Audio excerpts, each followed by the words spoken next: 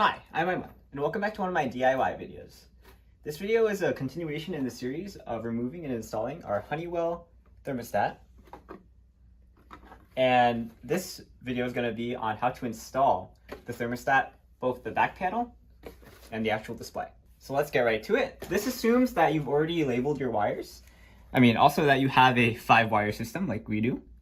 And also that you've already put in the wall anchors. If you haven't already put in the wall anchors, it's pretty simple to just mark out where you want the holes to be by just putting this up to the wall and marking out, oh, I'm going to drill it in here.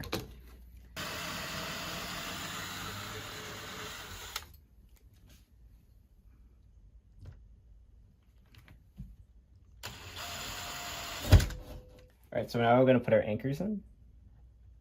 Okay, so as you can see, we have our anchors in there. First, what we're going to do is take the back panel and slide our bundle of wires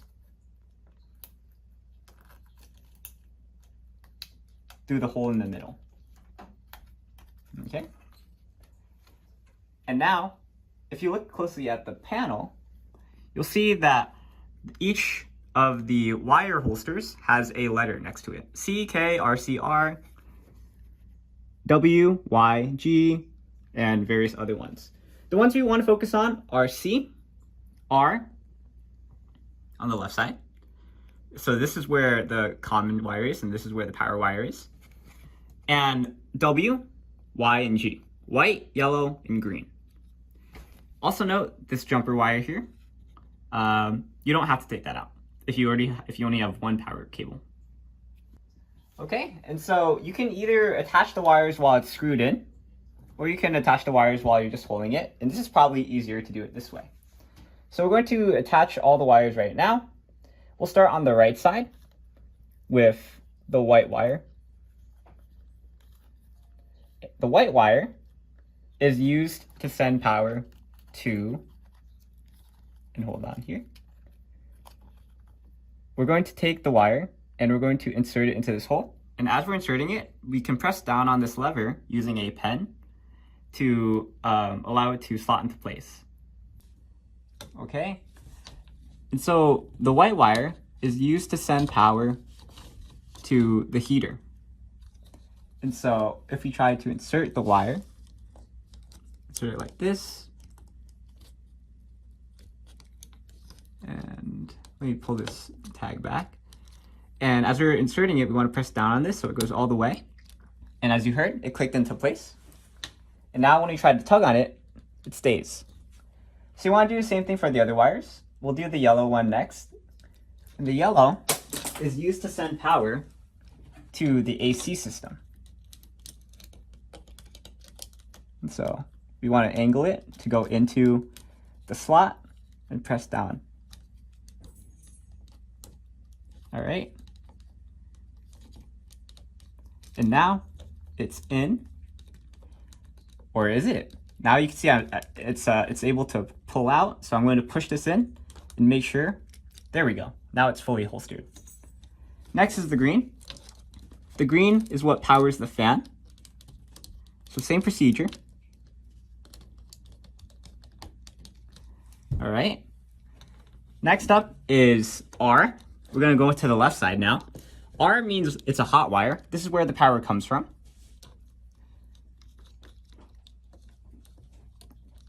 So we'll direct that into place. Okay. And then push it down.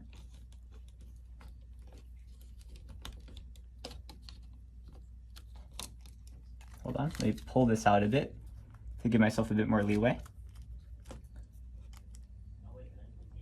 There we go. So if I try tugging on it, it's not coming out. And lastly, the blue wire is the common wire. Usually, if you're interested about that, go check out my other video on it. But we're going to plug this into C. And this is where the power leaves it. And this is what allows it to be powered directly by the house instead of by a battery. I explained these more in detail in my other videos, so go check that out if you're interested. But right now, it's just a question of wiring it properly. Now what you want to do is you want to pull this out and you want to push the bundle of wires back, just so everything is flush and doesn't protrude out. Okay, this should be good enough. Okay, so just do a last check, make sure all the wires are snug in place and that you can't just pull them out. You know, it might be easy to just straighten all the wires before you attach them, because now, as you can see, they're kind of knotted and jumbled. But that's okay, because at the end of it, you're gonna have to stuff them all back into the wall anyway. Okay, so with that being said, now we're gonna push the wire bundle back into the wall, and we're going to align our plate with the wall anchors. And then we're going to take our screws and we're going to screw it in. Okay, so I'll speed this up.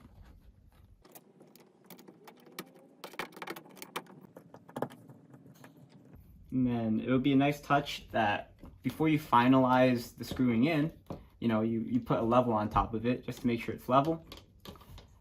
As you can see, we've already marked out where it should be level. So, you know, this is by eyeball, pretty much level. Okay, that one's fully tightened. Okay. The wall anchor might be loose. That's okay. This seems like it's on sturdy. Okay. Okay, so now with the panel installed, we're going to install the display. Now, if you turned the power off before you did this, which you should have, then the display won't turn on immediately, so don't get panicked. But if you want to, you can turn on the power now, so that when you plug it in, you have a bit of fanfare when it turns on. But let's just install it. Make sure that Honeywell's on the top. We're going to start on the top side. You'll see it goes into these two latches, and at the bottom there's also a latch. So we're going to start from the top and then just push it down. And there we go. So now you can turn on the power and the display should turn on. Okay, so it's going to turn on and it's going to start doing a bit of setup. It's going to take a while to calibrate. It might also communicate with your home's wiring, just to make sure it has the ability to communicate with everything. And then you're going to do a few setup steps, like, are you going to connect to the internet, pick what type of AC system you have, and all of that depends on you guys. So we're going to choose whatever language we're using, in our case English. By the way, at every step, you can always press help if you're not sure what to do. Right now, we're installing it in our house or our home. We can change the name of the thermostat. I'm just going to call it thermostat. Okay, I'm pretty sure we were the only ones who are going to use this thermostat, but my dad just told me to call it hallway, because this is the location of the thermostat. It's in the hallway. We're going to continue. And you want to pick what your thermostat controls. In our case, we have a dual unit. It controls both cooling and heating. We have a forced air system, so we're going to select that. You guys might have heat pump or hot water, and that has different wirings, but in our case we have forced air. Ours is a gas system, not electric. And I'm pretty sure we have maybe not even a standard, maybe less than standard efficiency, because this is like a 30-year-old home. So standard efficiency. And number of cooling stages, like we said, like this says, it's based on which wires you put in. In our case, we only have the wire connected. Same thing with the W wire, only one wire connected.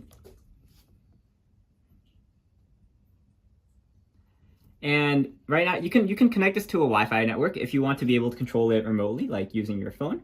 In our case, we're not going to set that up, so I'll do it later. And as you can see, now you're able to just plug and play and use the thermostat. So you can set the temperature. You can set what time you want that temperature to go on until, or you can set it to be permanent. In our case, we want to demonstrate that it's a it's cooling, so I guess we'll go down to 68 and we'll press done. Oh, wait, hold on. I'm gonna set that to 73 to be more realistic, because right now it's at 76 degrees. And we can also set the date and time while we're here. It's August 23, and it's, I don't know, 11:10 p.m. Oh, and it's actually Thursday, August 24, but we can change that after.